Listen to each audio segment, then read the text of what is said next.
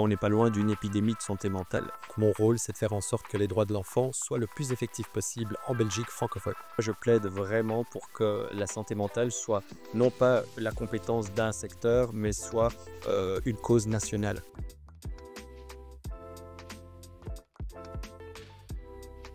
Je suis très inquiet parce que tous les indicateurs sont au rouge, peu importe comment on observe les choses, et ça me fait penser qu'il y a un enfant sur 7 qui est en très grande souffrance psychique.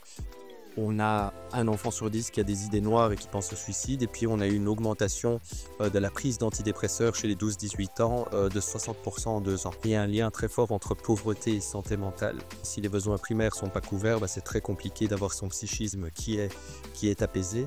Il y a aussi un lien très fort entre la question migratoire, donc tous ces enfants en situation d'exil, et la santé mentale. Il y a des liens très forts aussi entre la santé mentale et la question du genre. Les femmes, les filles sont beaucoup plus à risque parce que malheureusement on n'évacue pas plusieurs millénaires de patriarcat du jour au lendemain.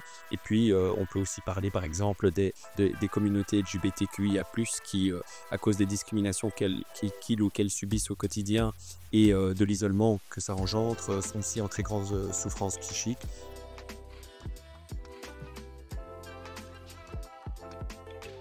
De la prévention partout où on peut, à l'école notamment, parce que c'est le milieu naturel de vie des enfants. Et puis, il faut renforcer, bien entendu, tout ce qui existe. Et un des gros freins auxquels on est confronté, c'est la double accessibilité, c'est-à-dire une accessibilité financière d'un côté et une accessibilité géographique. Donc, il est temps d'agir.